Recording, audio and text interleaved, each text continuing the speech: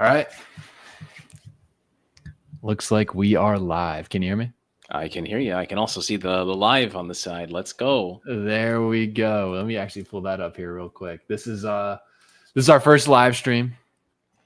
We are back with the Starlight podcast. Let me pull that up on my end just so we see that things are going smoothly, but I can hear you well. Yes, let's go. All right. Let's just get right into it. Let's see what we got here. I got this chat pulled up. All right. Welcome, everyone. This is our first live streamed podcast here at the Starlight Podcast. We're back another week. We've got Lord Dagovere, of course. Let's go. How we doing, buddy? Yo, man, I'm ready to go. It's always a good time to talk Star Wars, man. Doesn't matter what's going on. It is time, baby. You're right. And we are missing once again Daddy Sheev. Yes. It is he has made his move. He is settling in now. So hopefully we'll get him back next week. But yeah, let's honestly, how are we feeling? How's your week been? How's your week been in the YouTube world? You had a nice live stream last night. How's it going? Yeah, man, it's always fun. It's always the grind, always trying to figure out and understand the algorithm, man. The algorithm giveth and the algorithm taketh away. You know? So that's basically how I feel it always is, man. But it's always a good day to talk Star Wars. And, funny enough, I've been delving a little bit more into TikTok, Faceless, and also my Face account. And there seems to be a lot of really cool, like, new accounts, young generation, like, people coming in here. Doesn't matter what age. Like, it's just like people are like kind and fun. So it kind of seems like a weird turning point for the community at this point, even though there's no project. So yeah, very interesting. Yeah, it's it is a dead zone right now. Like, we have a dead zone in Star Wars, and we're waiting for more things to come out. But I think we are starting to point in the right direction. I think some people are getting excited. We got some Lego stuff. Yes, which is fun. Yes. But the main thing that I want to talk about, it's been a year since the Acolyte has announced they will not be having a season 2. A lot of people say, oh, they canceled the Acolyte. I don't think they ever technically had it slated for a season 2, but basically they canceled the show. Yeah. So I just kind of want to take a step back. We talked about this before a couple times on the pod, but what do you feel about the Acolyte? What resonates with you when I say, hey, Acolyte's been a year out? What resonates with me the most is, I guess, if we're going to just take aspects or attributes of the show, is the choreography.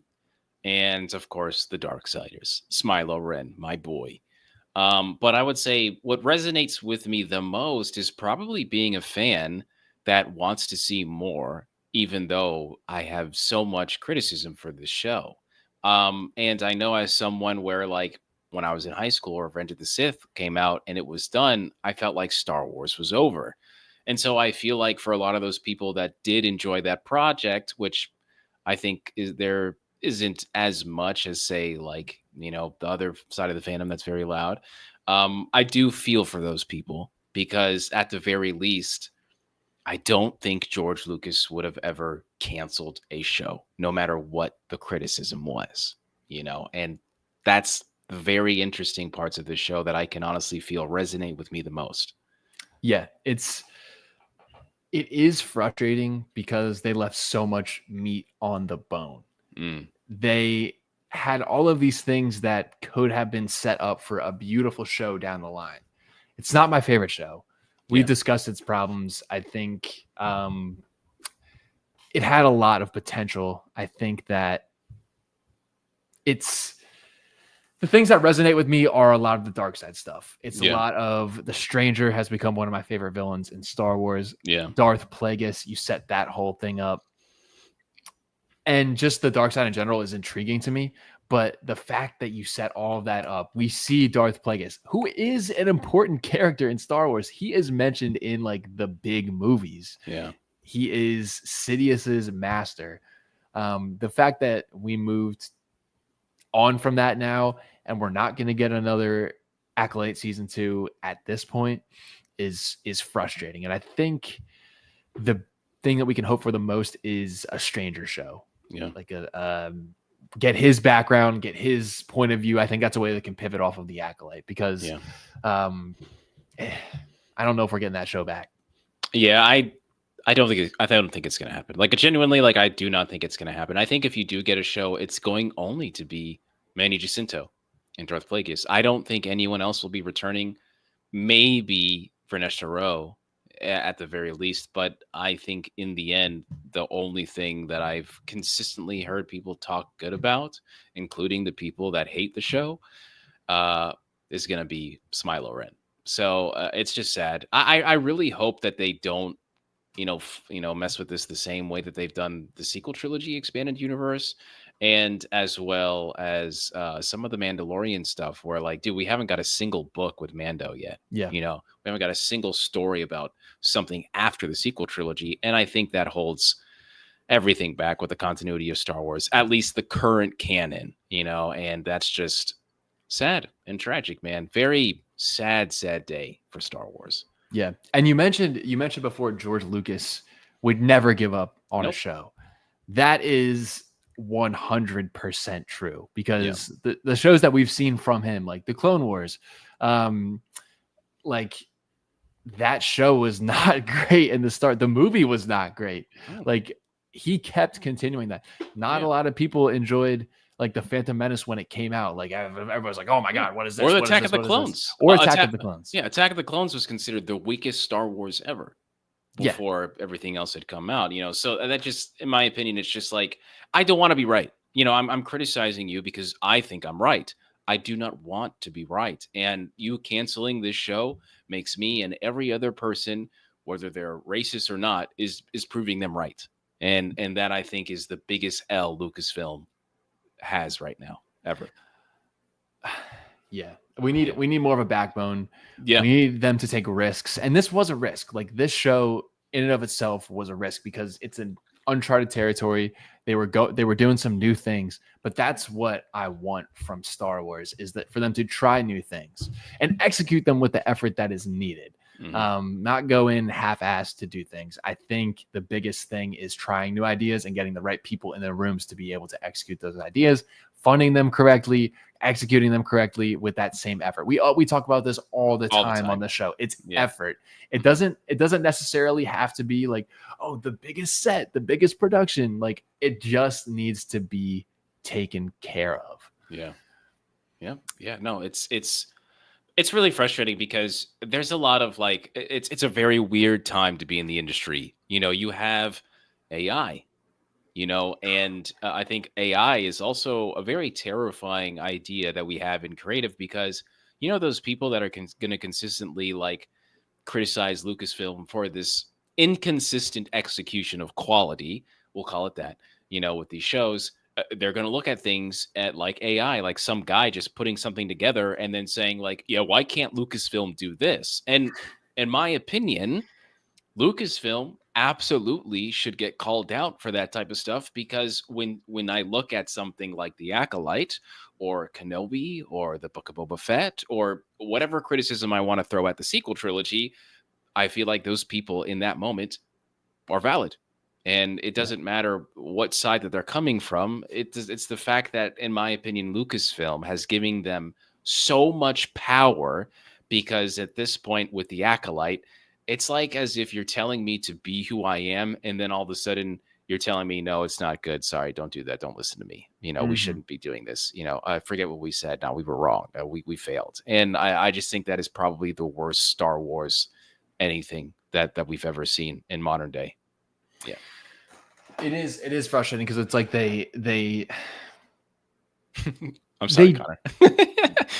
No, it's okay. Like it's frustrating to me because I want them to stay consistent because I think that show had the chance down the line to become one of like the best like stories that we've seen. Like all the blueprints were there. We just needed execution and it wasn't there for whatever reason it is. But I don't think it deserved all like I think it was doomed from the start to begin with because people were hating before the first episode dropped. People were hating after every episode dropped going, what's going on? Like, I don't know what's happening in this show. Like, what, like But even still, it's just like, man, I don't like being this guy, you know. But like, here's the thing: it's like when the poor female actress that was the lead, Amandla, I believe her name was. You know, it's Mm. just like you are fighting propaganda, you are fighting lies and deception, and you know the first thing that I remember that Acolyte was getting all of this hatred for was because the interview that Amandla said, we want to make white people cry.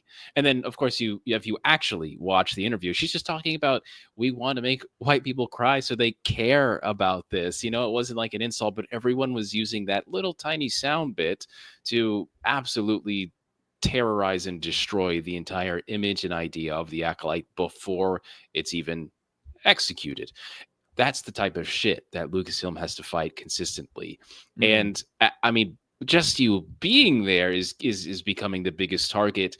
And then when it's all said and done, you say, you know what, we're not doing this anymore. It's just like, why did you even try in the first place? Why did you even care so much to promote this? Why did you put on this huge event where you were inviting everybody and putting so much into marketing, only for you to say, yeah, you know what, we sucked at this. Yeah, you guys are right. This isn't going to have a second season. Yeah.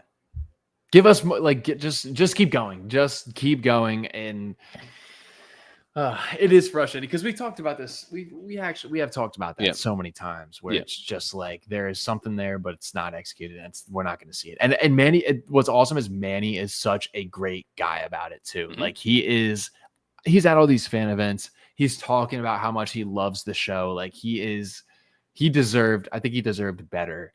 They all did with execution and also just with like the fandom in general. Like I think the fandom, Lucasfilm didn't execute on this show, but the fans also failed to start. So it's like it's tough. Yes, but you also have people that are not fans trying to destroy this, you know, because of the era that we live in. But that does not give, in my opinion, Lucasfilm an excuse, or Disney, whoever you want to, you know, foot the bill and be the scapegoat of this, to allow these people to have louder voices than them. That's why I'm just so big on the idea that George Lucas would not allow this show to be canceled. He would go back to his ranch and sit there and figure out ways to alter the story and make sure it's perfect, even to the point where he has to ask someone else to direct it, you know? And I think that's a huge thing too. When you look at this and you hear about Leslie Headland, who in my opinion is like the actual person that we as Star Wars fans, and this is coming from a Legend fan, you can look behind me, look at all the shit that I got. I know what the hell I'm talking about. You know, like Leslie Headland is literally someone that reads Legends continuity. She plays Knights of the Old Republic. How many directors know who the F Treya and Plagueis and Revan is? Like that is like, in my opinion, the be all dream director for these shows. But can she write? I don't know. Can she help to, you know, get the absolute best out of the actors and actresses in the show? I don't know. But that's the whole point, where like we as a collective at Lucasfilm, in my opinion, should be saying this is like, okay, I like this idea, but this is how we make it better. Okay, I know this is your idea, but this is how we can make it better. And it all comes down to ego and politics at the end of the day. And I don't mean like left versus right. I mean like, who is in charge of this, and this is what I like. You know, they're still humans at the end of the day. They're going to get offended if someone doesn't like their stuff or someone's taking over, but this is bigger than them. And you have to find people that are willing to, you know, do what they got to do to make sure that this entire thing is executed to the level of Andor. Doesn't have to look like Andor, doesn't have to sound like Andor, but the quality should be there. And I think that's how Lucasfilm ultimately lost day one. Acolyte was announced. Yeah, I think I'm curious to see how this goes with Starfighter. I know it's different because it's a movie. It's a movie. But I hope, and they've taken like a hiatus basically on movies for a while. Yeah. So I'm curious to see what are your thoughts on that project in general. What are you excited about? What are your like hesitancies with it? What do you think of like when we talk about Starfighter? Casting seems amazing. Casting seems like something that I would absolutely want to be a part of. Before the sequel trilogy was even a thing, I was like, oh my God, you know, we go, what? Ryan Gosling, Blade Runner, what? Doctor Who, Matt Smith, what the flip? Yeah, this is totally, but I'm always worried about the director. I'm always worried about story. and storyboard and notes, and those are the things that are ultimately going to come down to where, why is something like They Fly Now making it in the latest version of the movie, and why is this not talked about, as soon as it's thrown on a script? Because that is a very long time for something to just go under the radar until it's not. I mean, that, in my opinion, is the biggest problem. That is going to be the most, in my opinion, the biggest hurdle for all of these directors and fans to come together and say this is a great movie. Because is this director a Star Wars fan? And there's a difference, in my opinion, between a Star Wars, fan and a Star Wars someone that understands and reads and isn't just a fan of a certain movie, a certain era, and understands the entirety of Star Wars, which I really don't think there's been a director that has done that since George Lucas. Yeah. And that is ultimately going to be the make or break for me when this movie happens, because you're instantly going to see what this type of movie is and how it vibes. And I think that's ultimately going to dictate everyone's excitement for the rest of these stories that happens from movies. Yeah, it's now question for you, because I feel like this is a little bit more of your forte. How involved is Dave Filoni in this movie? Like what is his role within this? Is he like the keeper of the lore? Is he like involved in story? What would you think his role would be in this? Because he's so affiliated now with everything live action, I think that his role has expanded but also diminished. And I mean, like, if he wasn't in charge of, like, Heir to the Empire movie that he's trying to do in Ahsoka season 2, and Mando and Grogu, he's probably helping with Jon Favreau. I'm sure that there's probably notes that he's getting and maybe advice that he's giving, but it's not going to be anything to the point where it's just like, oh yeah, thank God Dave Filoni was there. I think it's like, hey Dave, what do you think about this? Oh, okay, we've never really done that before, but maybe you could do it this way. I think that's probably the type of input that he's going to be doing, because he's just too busy, in my opinion. And that's what I'm worried about. Because a lot of people criticize Dave Filoni a lot. I personally feel like Dave Filoni does need to be there, not to control everything, but to help bring the idea and translate that into a more Star Wars something.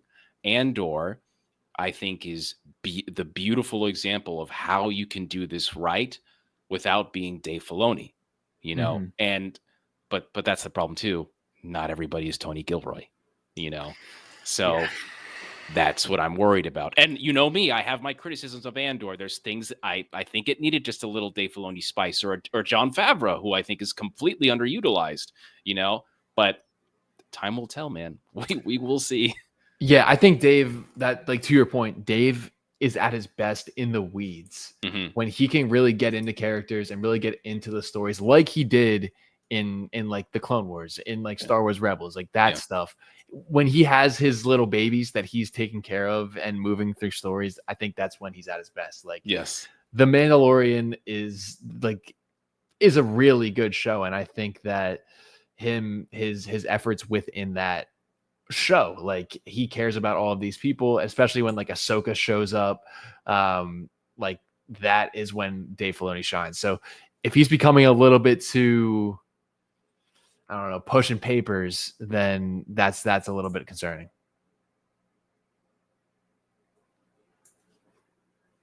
Oh no.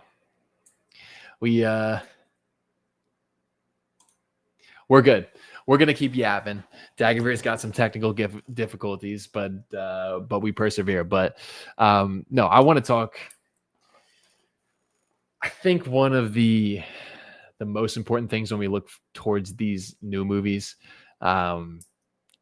is that effort, and I'm excited because I think we've got some really cool projects that are going to end up being made.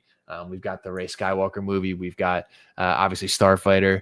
I think as we move toward a new era in Star Wars, that's where we will succeed. So let me see if I can get Dagovere back in here. There we go. Lovely. There we are. Let's go. We're back. Everything all right? Yeah. Can you hear me well? Yeah. Okay. Was that something on the stream's end, you think? No, my entire computer blue screened. Yeah. Oh geez. All right. Well, it was back. I went on a little solo run. Thank God. But yeah, no, we're glad to have you back. But Let me look at this chat here. Let's see. Pat Fahey, shout out my dad. Always watching the stream. Look at that big fish that he's got there in his arms. Is that a gar? What is that thing? Jeez. It's muskie. Oh, okay. All right. Look at that. Does Pittsburgh not have internet? For those who don't know, our co-host Daddy Shiva has moved to Pittsburgh, so it seems as though he does not have internet. However, we persevere without him. He's always with us in spirit. Yes, especially in clubs. Yes, especially in clubs. He's got the time to play some video games. That's for sure. Yeah. But yeah, I think moving on here. What are you most excited about moving forward with Star Wars on the horizon? I will say that I'm excited for the potential. I think the potential always gets me excited. But it's very hard when I start to see and understand like the lack of potential or the lack of execution or the lack of potential that's unfulfilled. And that makes me understand that sometimes, man, like people get in the way of these stories. You know, maybe someone wants to do it this way, maybe someone likes it this way, and because of that, it is very difficult sometimes to get as excited as I want to be. You know, and you've seen my reactions. Everybody has. I feel like, you know, there's obviously a very clearly passionate Dagovere that screams happiness. You know, I'm definitely one of those people. But I feel like at the same time too, I don't think Star Wars is doing enough. Like, I just don't feel like Star Wars is doing enough. We were talking about on the TikTok live, like, where's the video games and where's this era and that era? And I agree wholeheartedly when I say like it's still not enough. You know, like like High Republic was great and awesome, but I want to see that same level of execution in different eras of Star Wars and different mediums, as well as 2D animation and video games. And maybe it's going to take another 5-10 years because, give or take, Expanded Universe Legends was 40 years of stuff figuring things out. You know, I want to get into that late 90s, early 2000s vibe of Star Wars that we had, but a new canon. You know, if you can give me a piece of that or half of that, I will be a very happy boy. Yeah. I think we talked about this on TikTok Live, and the video game aspect to me hits a little bit harder because that's what I grew up on loving Star Wars. That's kind of what made me fall in love with Star Wars to begin with, is like the Lego Star Wars video games. And we like the pod racing video game, episode 3, Revenge of the Sith video game. That was my first experience with Star Wars, with Revenge of the Sith specifically, because I wasn't able to watch the movie. I wasn't allowed to go. It was PG-13, and I wasn't able to see it. But yeah, it's like that stuff that I think we need. The Fallen Order games, like the Jedi series, I think are a really, really good foundation for Star Wars video games. But like other than that, there's not a whole lot that we've seen. I haven't played Star Wars Outlaws, and we had spoken to Chase before as well, and they said that like Star Wars Outlaws has gotten better, and that a lot of people just aren't buying the games, which leads me to think like, hey, how do we get like a Fortnite style game where it's like, hey, maybe it's free to play. Maybe it's a Marvel Rivals like skeleton kind of game where it's like, hey, this is set in this universe, but you do all these different things. That to me, I think is the perfect recipe, because then you make money off of skins, off of this, off of that, because people are spending money on Fortnite skins. Yes. They're spending that money. I'm spending that money. We are spending that money. Every time there's a Star Wars drop, I come back to the game. Yeah. So it's, and you've mentioned it before too, it's like the best Star Wars game that we have right now is Fortnite. Yeah. Yeah. Say that again for the people in the back. The best Star Wars game that we have is Fortnite, which I think is sad. You know, one of the buddies that we had in there that was talking up a storm about, oh, well, you know, the thing is like Star Wars is this amount of gamers and it's this portion. I'm not buying that. I am not buying that, man, because what about Pokemon? You tell me Pokemon isn't making money, and they're a certain portion. You know, they're getting one exclusive experience that is, by the way, making the most money out of any franchise in the world that exists. That's what I'm talking about. Yeah, we need to go back to creating games for Star Wars fans. We need to go back to having a dev that just does that specifically, and I think that's one of those things where it doesn't need to be a lot, man. Like, bro, Movie Battles is one of the biggest modded Star Wars games of all time. And still to this day, people play this game, and it's running on an engine that was created back in like the early 2000s, late 1990s. And like, what if I just got a modern day version of that? Jedi Fallen Order is a great idea. Now, do you imagine if you worked with that sandbox and just created a 8-player open world game like Red Dead Redemption on one planet, whether it be the Coruscant, all of Coruscant from the entire levels or something, or even something like Tatooine, or Dromund Kaas or Yavin or Ossus, whatever it is. Just give me a planet to go ham in, even if it's a completely original game, a planet, and just let us play. Just let us enjoy the sandbox and stuff. Like, there isn't anything that I can do right now for Star Wars like that. There is nothing. There is nothing where I just want to vibe and be a Star Wars something. I can't play Battlefront like that. It's always competitive or it's just people playing. Like, I just want something to enjoy the universe. And there is no game that I can do that in. Nothing right now. Yeah. Modern wise. Anyway. Right. Of course. Yeah. Because there was a while there where Star Wars had so many games that you could just kind of enjoy the world. They were all single player games. It was before like multiplayer, like console games were even like a thing. So that has been like the most frustrating thing on the gaming wise, because like I would be playing that game with you every single night. Every day. Oh, we just lost in clubs. All right, bro, I'm just gonna chill in this. Oh, player housing, that's cool, sick. Like, it's just I do not understand how you could say here and look at this franchise, $4 billion, by the way, that you paid for and made the profit already. And then, Lego and, Hasbro is making like $1 billion, every other year because of how much like we're, people like me, grown ass adults are buying stuff. I don't understand how you can look at this franchise and say, oh no, we spent too much money here. Like, are you kidding me? If you even replicate half or a quarter of what Fortnite does, and then also have skins and microtransactions or whatever what you want to use, bro, people like me are going to pay that stuff. It's going to be crazy. Of course, it has to be a good game. I'm not saying go out and pre-order this stuff, like Outlaws did, where it needed to tell me that it was a good game, which it was a good game, but I needed that multiplayer experience. I needed something that I could get in a ship and play around with my boys or something and go around and just chill or mess around with stormtroopers because they're, bucketheads, so it's stuff like that where like, give us a piece of this while you guys take time to really make something special. I just think that, again, it's a lot of opportunity that just has not seen any execution on any level yet in this new era of Star Wars.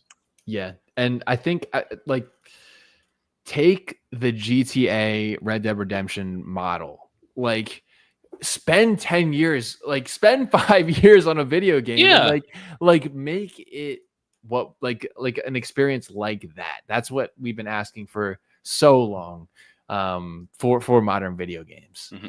Yeah, man. Yeah.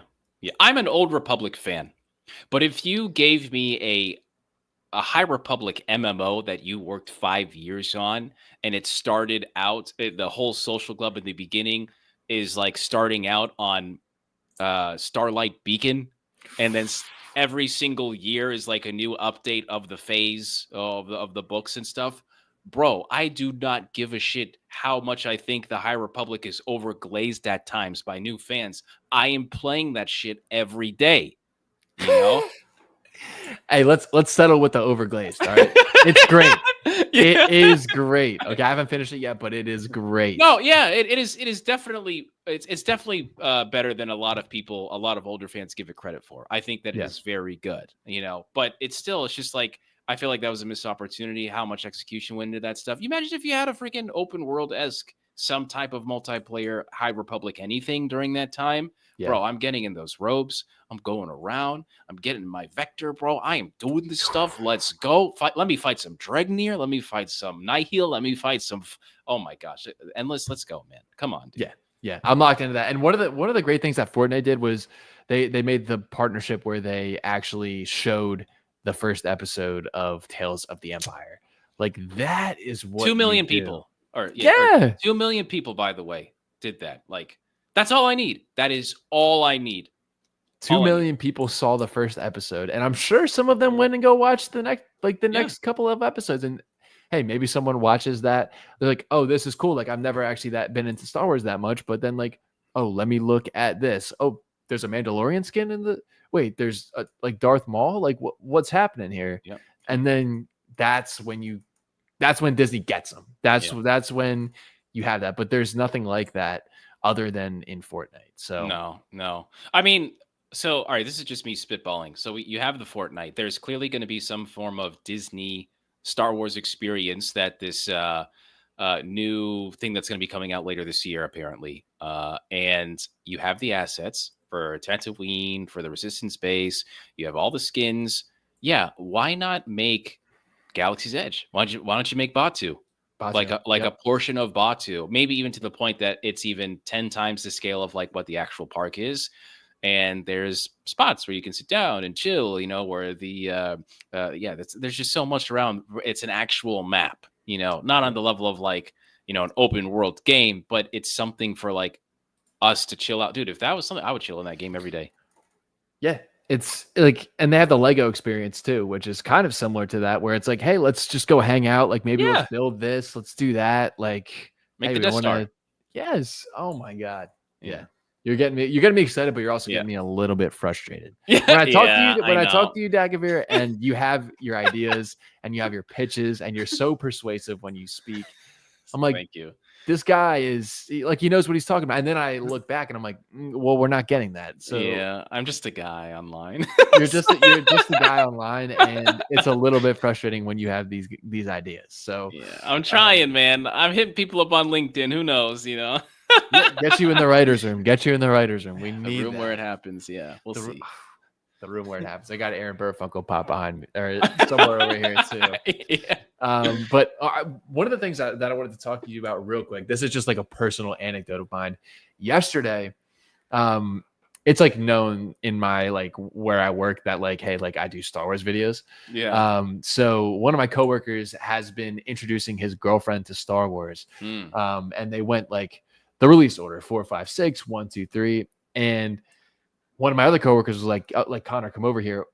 How would you show Star Wars to somebody to begin with? And like recently, I asked them like, because to me, A New Hope it's like a tough start to introduce to someone to Star Wars today, where it's like the production. It's a great movie. Obviously, it's a classic, but like it's a little bit slow to start. Like the beginning of that, when they're just kind of standing on Tatooine for a while, like the first hour of the movie, it's like, what's happening here? Like, this is supposed to be Star Wars. So I recommend starting with either like Rogue One or starting with like Andor if you want to watch a TV show. Oh, interesting. I think going from like, because Rogue One is, I think, one of the best Star Wars movies that we have. And that's like an exciting movie. That's fast paced from the beginning. And once you hit Rogue One, once the end, it leads right into A New Hope. And now you're like, oh my God, like all of these people just died for this to happen. Interesting. So that was something that I think I may have heard that somewhere. I forget exactly where, but like, I think that would be a fantastic place to start for somebody who is first getting into Star Wars, because you get that exciting movie. Then you get the exposition. And you can go machete order after that or whatever you want to do. But I honestly feel like you can do. I mean, I would not do that to someone that's starting Star Wars. I would not do that. I think that's too tough. Okay. And it's a very different pace. I personally feel like if you've never seen Star Wars, start with The Phantom Menace. Like genuinely, like someone who is like very casual. They're not like, I have always started people out on The Phantom Menace, and they've become Star Wars fans after, because of the whole story. And again, it's like, from, my person's nephew to, someone I'm dating or whatever. Like I always start out Phantom Menace because it's, I think, the right pace. And then you slowly get them ready for number 4, which is also one of those that are very, very difficult to get into. So Yeah, it's interesting. I think you can go that way, but when you talk that way now, I'm thinking about like, yeah, man, I think that Andor and then into Rogue One and then 4 and 5 and then the prequel trilogy and then finish it off with 6 might be banger, baby. That might be such an experience that I may not be ready for.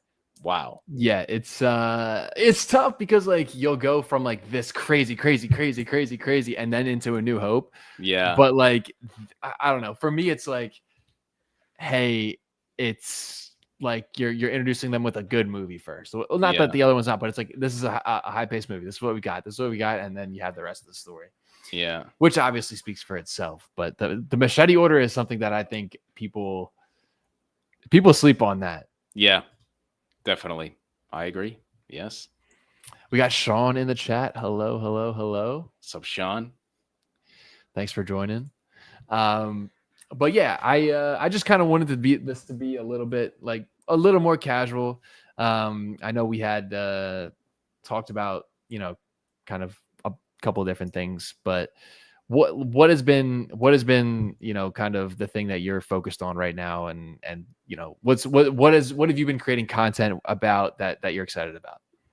I would probably say just I like educating people on Star Wars. I think that my channel really stemmed with trying to get more people to love Star Wars.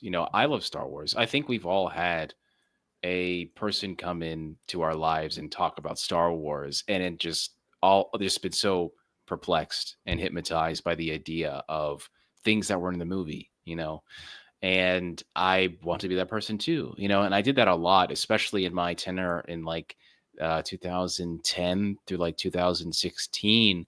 And then everybody, were like, you should just start a channel. You should just start a channel. You should just do this, do that, And so that's kind of been like the thing that I've always wanted to do, is find the people that I didn't have in high school, that I couldn't sit with at lunch, and make this cool clique of people that just love Star Wars.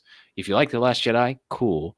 That's cool. You can still sit here, but Last Jedi mentioned, baby. But we're also going to talk about some Tales of the Jedi and Knights of the Old Republic. I guess we'll talk about some cool stuff from the sequel trilogy too. What's up, Leon? What's up, everybody? So good to see you guys in the chat. Leon, appreciate you. Nice to meet you, Jedi.Connor. Is he one of your one of the boys? Ready up.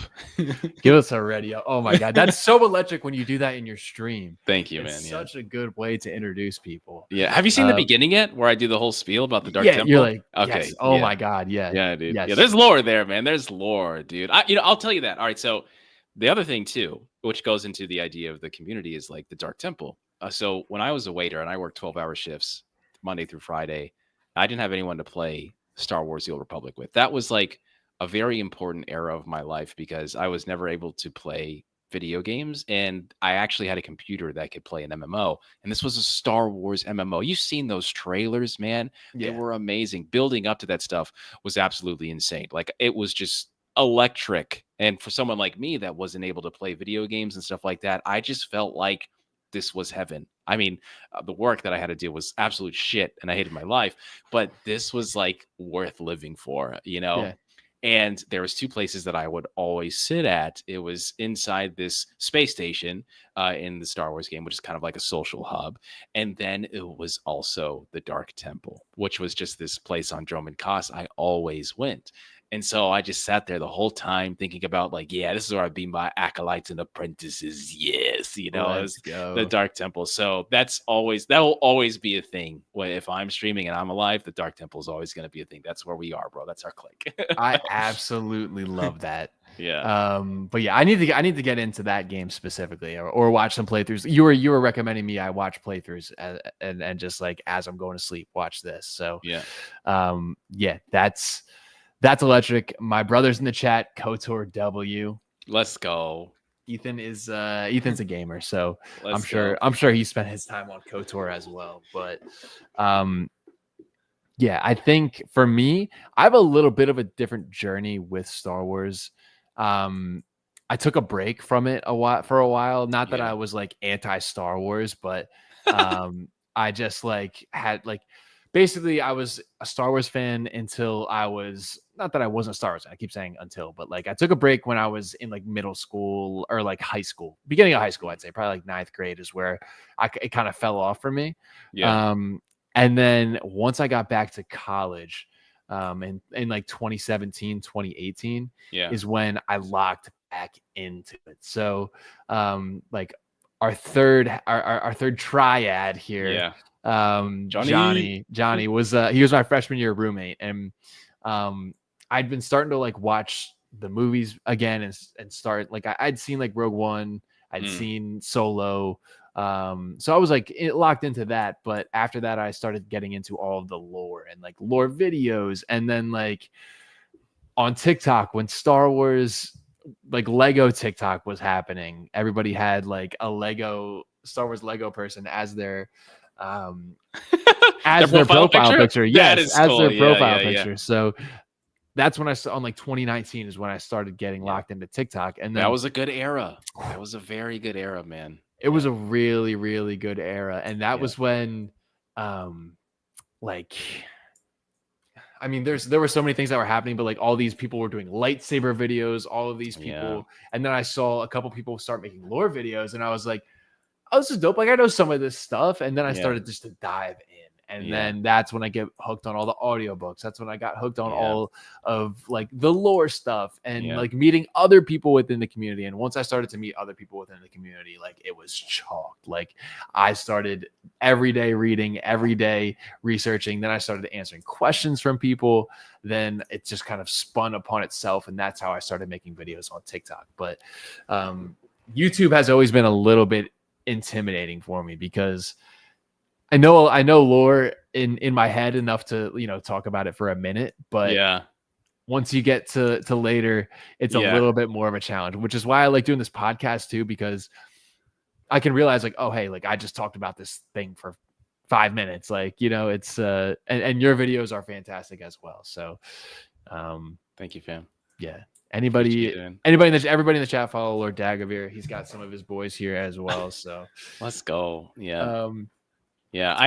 I love listening to people's stories, how they got into Star Wars and how it's been fun. And it's funny too, because you got into 2018, which I also think can understand why you love The Last Jedi so much, because that was the era for you, you know, 2019. And I also remember specifically like 2019 was really fun on TikTok because I was doing stuff, but I was like, I don't know if I could just do the face and talk thing. I don't know. You know, it's always been different. Like I didn't understand how to connect with people on that emotional level. Like we're homies, we're boys. So I felt like a lot of it was plastic.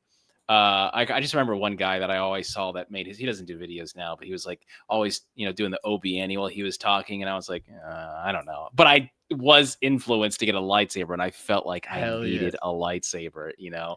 Now I got so many now, but I really enjoyed just the culture of Star Wars. And one of the trends I always remember was people putting some song and then they had like a helmet, whether it was like a clone battalion or something, and they had like their ships that they were playing around. It was always a trend. It was always really fun to see, or people doing like OBNs the entire time. And so it was always stitched with like so many people doing it. That was like, I felt like we were together. And you know what came out right at that time?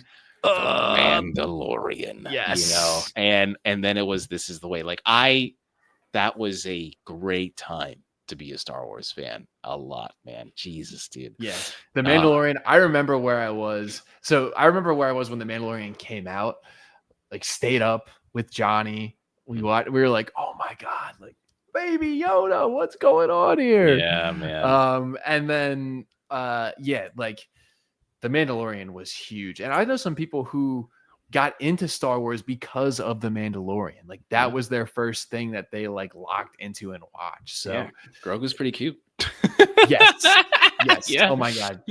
Absolutely. And Leon says he's been a hardcore fan since he was 9 or since they were 9 years old. I didn't really grasp how much potential this franchise had until the past few months. Wow. Thanks to LD. Oh man, your boy.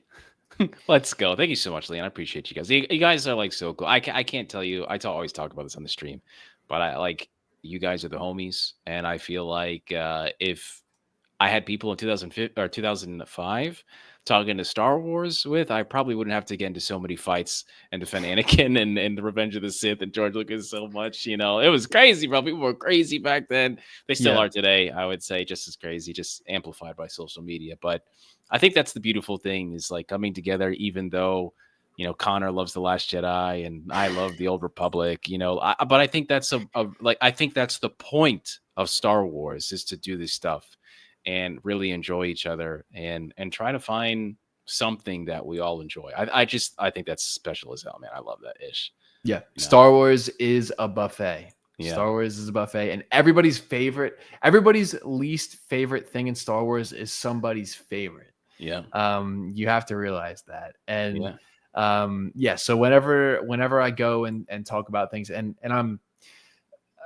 I'm light on my criticisms usually with a lot of these shows. Like I always like to think about people who The Rise of Skywalker is their favorite movie. Like I know a couple people who that's their favorite Star Wars movie, and that's my least favorite, like by a long shot. Wow. So I always keep that in the back of my head when I'm thinking about different things. Yeah. Ethan says, got back into Star Wars with the release of Clone Wars Season 7. Great time. Peak, baby. Absolutely. Peak. Yes. I remember we were locked in with Clone Wars Season 7. Him and I would watch that together. That's so great. But go ahead. I thought Disney didn't create good Star Wars. Right, yeah. And people criticize this. People are always like, "Oh, Disney Star Wars this, Disney Dave Filoni that, Dave Filoni this." Like, dude, we have all of these things. Whether or not you like certain things, as opposed to like a lot of like, we have so many new things that we can consume as Star Wars fans, which I'm thankful for. So, like not as many people lock into Star Wars Visions. Like that's one of my favorite things. Star Wars Vision Day is like, I love it so much. I'll sit down for however long it takes to watch those seasons. Like there's a lot of people who probably have never even seen Star Wars Vision. So they have no idea it's out there. Yeah. I especially when I'm on Twitter and Threads, I like consistently post about it and they're like, what is this? What are you talking? The Ronin? What? Village? What do you mean? Where can I watch this? Oh, one place only, baby. Disney. Yeah. Oh my God. The Ronin, the Village Bride, the Ninth Jedi, are like some of my favorite Star Wars stories in general. Like they are from start to finish like masterpieces. Yeah, man. We talk a lot about like, oh my God, is that the damn ice cream truck? I hear that ice cream truck there's this ice cream truck that comes around my neighborhood 9:00 at night, and I can hear it right now. Jesus. Anyway, so I think when I think about The Village Bride and I think about Star Wars Visions, man, it's just like the potential is there. Like, listen, I know you guys over there. I know your names, Animation Studio. Okay, I'm telling you right now, you have a gold mine, and I know the Ninth Jedi is just beginning. And that series, good, that's great. But, you know, you got the Ronin, you got the Village Bride. Come on, baby. You must see the future here and the potential of 2D animation with all these people that are loving anime. What are you doing? You got a gold mine. And, like, I got locked into anime during that COVID period as well. Like, I hadn't really seen that much.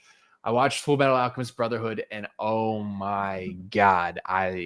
It's now I'm watching One Piece. Now I'm like hundreds of episodes into One Piece. So, that stuff as they can tap into all these different markets. Like, there's so many fans that could be Star Wars fans that aren't right now. Especially like young kids. I think there's so many different avenues, and they're doing it with Fortnite. That was like, I feel like was a huge step for like introducing people. They're doing it with the Lego stuff. Yeah. The Lego prices are a little bit, it's a different story, but it's I think they're doing really well. Like they have the opportunity to do more with like the young kids, but that's what Star Wars is for. Star Wars is for little kids. Yeah, we go back to like the Fortnite thing and Tales of the Underworld. It's CG at the end of the day. And I'm sorry, Dave Filoni. I'm sorry, everybody. I'm not trying to say this to be mean, but Clone Wars at one time did look like VeggieTales, Yeah. And it's not an insult because The Incredibles first movie also looks like VeggieTales, and there's a way that you can always increase the fidelity. But do you imagine if that you had a canon show that was 2D anime. I guarantee you that free episode would probably be 20 million instead of 2 if you had it. I guarantee you that, just because the medium right now is 2D anime. Everybody's watching anime. You do not get made fun of anymore if you watch anime. Like, you got to start doing this. And this is the language these kids speak, because they're also watching it on their iPads in Gen Alpha. Like, this is the way you get to these kids and start making Star Wars much bigger than it is right now. Yeah. And I mentioned this on our TikTok live stream the other day, but like, my little cousin, she only watches, like, she watches so much anime. She's like 11 years old and she's locked into, she's watching One Piece as well. Wow. She's like, where are you at in One Piece? I'm like, oh my God. Like, what? Like, what are you talking about? You're 11. Right. But yeah, it's that's really an untapped market. Yeah. We need a tsunami of Star Wars. Like, I do not understand how Disney Plus has already got these channels. I do not understand how you don't have a tsunami of Star Wars right now. There are so many eras. There are so many stories. There are so many characters. What are we doing? Look back at the Clone Wars 2003 show. Like, that is exactly what they need to do with that show. That's like what also helped me get into Star Wars, was that show specifically, where it's like, I mean, Grievous is a menace in that show. It looks really good. It's fun. Obviously, the Force can be a little bit OP in like animation and stuff like that, but like, that's what we need. Yeah, it's so funny because Sean has been talking about the hurricane and everything, and I live in Florida, so I understand hurricanes quite a lot. But when I was watching the miniseries, I was watching that as the hurricane was going through my state and everything, and the power cut off right at the end of the episode. So that's the type of thing. I'm in the middle of a hurricane watching that as like an 11-year-old kid, getting excited because the power hasn't cut out and tsunami's on, and I'm watching Clone Wars miniseries. And because I want to see Mace Windu absolutely throw down these clankers. You're damn right. You're damn right. Yeah, dude. But yeah, I think we're all Star Wars fans here. Whether or not, we all agree with what we like, what we don't like. It's just talking like with you about like Star Wars in general. It gets me hyped. Like, it gets me hyped to make videos. It gets me hyped to engage in the community. Because there's so many people like us out there who are just like fans and want to talk and want community there. Yeah, man. Let's go. Luis Suarez just buried a penalty, so I'm hype as hell for him right now. Beautiful. Yeah. They're saying Star Wars Visions episodes are one shots, but I feel like if certain characters and stories are popular enough, they're going to return. And we've seen that. Look at my boy Leon. Look at my boy Leon. Let's go. We see that with the Ninth Jedi. Like, that was a fantastic short with a compelling story, with compelling characters in a compelling world, and they're getting more stuff back with it. Like, we're getting more of that story, which is, again, goes back to effort. All of these studios are putting in their max effort for this 15-minute, 12-minute short. And Lucasfilm was rewarding them. Yes. It's almost like a tryout. Like, hey, what can you do with Star Wars right now without any of our help? Yeah, exactly. And man, I wish I had a bunch of money, bro, because I would just walk over there and be like, I got this. Okay, here's the money. I'm paying for it for free. I don't give a shit about the profit. You can have it. I'm going to this guy and we're getting a duel series. I'm getting to this guy, we're getting a Village Bride series. I'm going to this guy, we're getting the Ninth Jedi series. I'm going to this guy, we're going to La Pinocho series. I'm going to this guy that's coming out of retirement again, because he literally came out of retirement just to do the entire Elder story, and we're getting the Elder story. Oh, guess what? That's actually in the High Republic. Oh boy, we are cooking today, and this is just stuff you know. Wait about the stuff you don't know. Yes. Yeah. I think, do you ever think that they'll put another, like, speaking of the High Republic, like, do you think they'll put another effort into publishing a new era of Star Wars, or a publishing era in general, like they did before? Ah, man. Thank you, Connor, for this question. Do you understand how much money you can make if you do the same thing but in the Old Republic? Mm-hmm. Do you understand if you did the same thing that you did for the High Republic, but instead of now making the Star Wars Essential Reading series, you make the Star Wars Essential Canon series, and that is essentially like a whatever version of these books that we love. Bane fits right in. Darth Plagueis fits right in. Knights of the Old Republic, Revan fits right in. All these books I think are so important to the rest of the Star Wars lore that you can use them again. It's stuff like that where you say, hey, guess what? Remember what we did with the High Republic? Here's the thing, though. All these things are eventually going to connect back to the High Republic. I don't have a problem with that because I'm getting this. Okay, good. You scratch my back, I scratch yours. Oh, by the way, you remember that one writer that you really liked? We're bringing him back. Oh, you remember that one artist that did this cover art? We're bringing them back. Give me that. But with this Disney funding, baby, oh my God. And I swear to God, I all is forgiven. All is forgiven, please. And I'm not saying that like, oh my God, this thing is so shit. No, it's just like, I don't know, man. Maybe it's because I'm the freaking guy that's sitting out here at a desk and I'm not working over there. But I always see the potential of this franchise no matter what. And I guess that's my curse. So. It's your blessing and it's your curse. You live to see a sunlight. You live to see a sunrise that you, whatever it is, whatever it says. You know it. I live to see the sunrise. I will fight and die for a sunrise I'll never get to see. I think that's what he says. Spitting. Yeah. But any other topics that you were looking to hit? We've been going about an hour now. What are we thinking? I mean, like I don't know. I genuinely want to know how Star Wars feels now.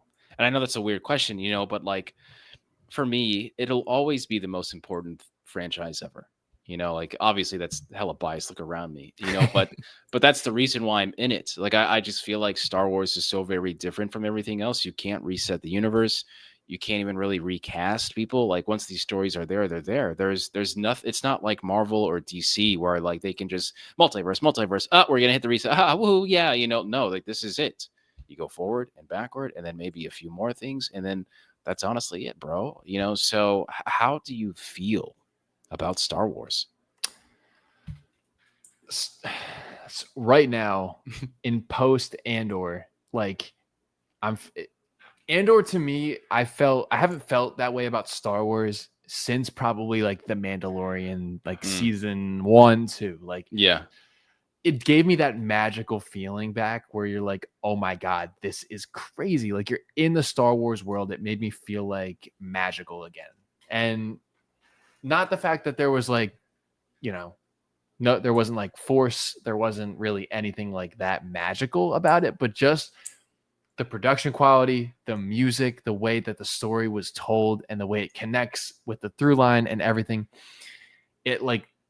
It made me feel that excitement, that spark about Star Wars again that I hadn't had for a little bit. Yeah.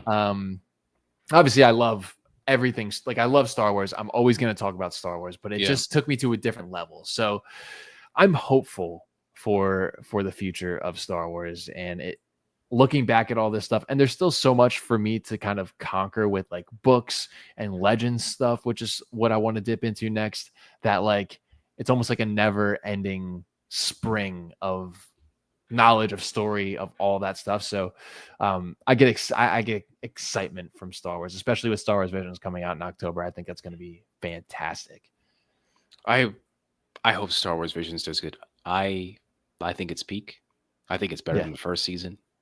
I will say that. Okay, because you got a little, you got a little something. What I've seen, I think that it's better than the first season. But I hope that it's not affected like the Acolyte is affected. But I think that's also that's how I feel about Star Wars, even with Andor, because even with how good Andor is, I just feel like it's not able to overcompensate for everything else, because I feel like Star Wars in modern day is like one step forward, two steps back, and one thing I wanted to talk to you about was like Knights of the Old Republic and Star Wars Eclipse, where like, where are these games? Like, and it's not like, oh, he's a KOTOR fanboy. Of course, you're going to say this. Like, no, bro, like there is literally a new trailer of Revan out there and we haven't heard shit. Like what? Star Wars Eclipse is probably one of the greatest Star Wars trailers I have ever seen. And it's again, it's just this thing. And then don't even get me started with like, what we were talking about at the beginning with the Acolyte. It's just like, why is it in this situation? I don't think it should have ever been in this situation. And then when I feel like all hope is lost, Andor season 2 is just gas. It's just slapping. It's just fire, And it's one of those things. Is like, man, I love you. I love you for all your imperfections, but do you just imagine if you were consistent? Like, can you just imagine for a second if you were consistent? There would be no bullshit. Like, everything would be untouchable. Everything. Yeah, it really is. You look at one show and then you look at Andor and then you're like this can't be the same. Like, I criticize the volume a lot. Like, I think a lot, like a couple of shows have been a little bit volumized, like Kenobi, like a little, like obviously like the like Acolyte a little bit, but I just think like when you put the effort in, and we talk about this all the time, when you put the effort in, you will reap the benefits, and that's what they did. And I hope they learn from that. That's my biggest hope, is that they learn from the effort that's put into this show. Because Cassian Andor he's a side character. Like, he is a side character in the movie. He's like, you're not always, he's not the main. He's not the guy. He's not the guy. And you have a spinoff story with him, and it's the best Star Wars show. One of the best Star Wars shows that we got. Sorry, I got a little ahead of myself. You're a Mandalorian guy and Ahsoka guy. But to me, that's the best Star Wars show that we have, is that. No, in terms of quality, yes, absolutely. Yeah. I will agree. Like, the quality's better than Mando. I just have a different version of best. That's all. I just have a different definition of best, which I think a lot of people don't agree with me, and that's fine. That's why I'm me, But yes, I think you're spitting facts. Yeah. And Leon says, confirmed Star Wars projects I'm looking forward to the most: Star Wars Jedi 3, Ahsoka Season 2, KOTOR remake, The Mandalorian, and Grogu, mainly because the first Star Wars movie in years, though. KOTOR remake mentioned. Yes. Yes. One of the projects I want to talk about there is The Mandalorian and Grogu. I'm like, I don't know. That doesn't get me that excited. I don't think it gets anyone excited, but I love The Mandalorian. I get really, I like, for me, like, even people that I know that are very close to me, they're like, you're not really excited for this one, like Mando. And I was just like, dude, like, Mando is like the first Star Wars TV. Like you don't understand. Like, that is like the first love, like it's crazy to me. Like, when someone says a new Mandalorian trailer is out, I get really excited. Even season 3, we're like, dude, I don't even think season 3 was bad, dude. It just wasn't as good as everything else. But I'm still hyped for Mandalorian, and Mando and Grogu. I've been telling everybody on stream that I'm pretty sure that whole movie was greenlit because Grogu is going to grow at the end of that movie. That's probably, he's, Armor and Mando are going to be sitting there making something, and then they're going to hand over to someone, and then all of a sudden this hand's going to come out and it's going to be a full grown Grogu. I literally think that's the whole reason why they're doing that, but I still think it's going to be good. It's going to be good. I think that movie's going to make a lot of money. I think it's going to make more money than Starfighter, I will say. Yeah, but that's just my view. That's just my opinion, because I think there's a lot of people out there that know who Baby Yoda is than they do Ryan Gosling, I would say, or Starfighter, or whatever movie that's going to be coming out later. That's just my opinion. Yeah, if you plaster Grogu on the title of the movie, it's gonna sell. Yeah.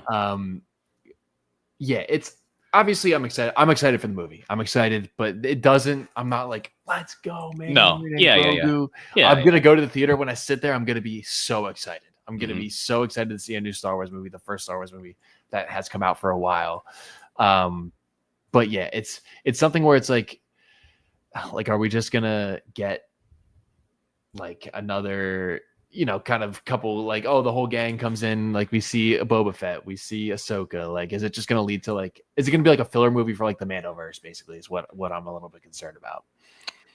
Yeah, I think that's, like I said, I think it's literally just going to be, this happens, and then Grogu is grown, full grown. I think that's it. I literally think that's it. Because Grogu he's 50 something at this point. He's 50. Yeah, 54? 54, yeah. Something like that. Yoda was training Jedi at 100. Yoda was a master at 100. Yeah. Yeah. Yeah. Yes, he was a master at 100. So it's Yeah. like, There is an buddy, accelerated start growing. yeah, he's there. He's happening. Yeah. Yeah. And I'm curious to see how he speaks.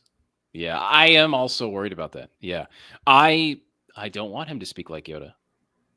No. And one of my mutuals that I know, DePaul, said that there was an interview with George Lucas, which I had not known, that said that Yoda speaks that way just to like have people, kind of like focus on what he's talking about and his message. Interesting.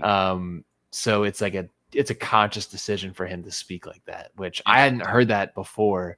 But yeah, that to me makes sense. See, I don't think that's true also, because there's, especially in like the reference books that I have, Yaddle also speaks that way in half of the books that she's in, which I think is really interesting. So it's just like, it's a species thing, but it's not a species thing, because we've seen Yaddle talk normally in Tales of the Jedi.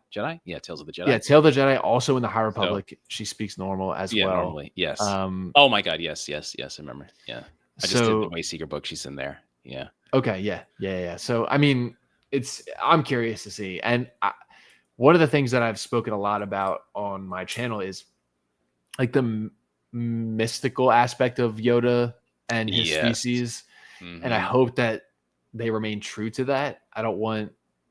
I wouldn't love to see like a whole planet of Yodas. I don't know. I think him and his species, there's so little of them, and they're also extremely sensitive in the Force, that it still creates that like, kind of like, oh my god, like this is crazy. Like when we saw Baby Yoda for the first time, like, oh my god, there's another one. Yeah. I too, like, if they do something like that, I would rather it be like silhouettes. I don't want to see the whole society or anything like that. I want it to be very mystical, and like, you actually shouldn't be here. You're disturbing this.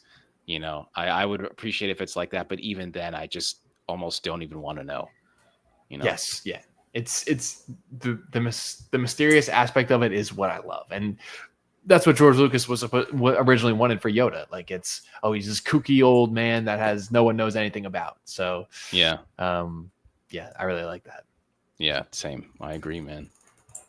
But yeah, I mean, do we want to hit anything else? We've been going for a little bit. This is I mean, I think that's good for today. I think we did good. Did you like the live? How's everything? How's everyone doing? We got some people in here, maybe we advertise it next time, and then hey, we got some stuff going, Yeah, absolutely. I'll look to get my upload speed a little bit higher. Trying to get this kind of all set up. But I appreciate everybody for showing up here. Shout out Leon, for real. Yeah. Like, your community is fantastic, Dagovere. So I love interacting in your chats, and everybody. You've got a solid crew that comes to every single live stream of yours. So they're great, man. They're so awesome, dude. That's the goal here for the pod, just kind of get everybody exposure. And obviously we love talking about Star Wars. So anything else you want to add? Say shout out where the people can find you. Yeah, you guys know YouTube, and also anything that's at Lord Dagovere. I'm always uploading content, especially with lore and reactions. So go and check it out. And again, be ready next week, Wednesdays, Thursdays. Usually Jedi.Connor and Jonny and I do this all the time. So please get ready, man, because the content is coming. The community's here, baby, and you're about to unlock the knowledge. Damn right. I don't think I can say it any better than that. Thank you, everybody. May the Force be with you. Appreciate you joining our first ever live stream of the Starlight podcast. First ever live stream on the Jedi.Connor YouTube channel. Appreciate everybody. Thank you so much.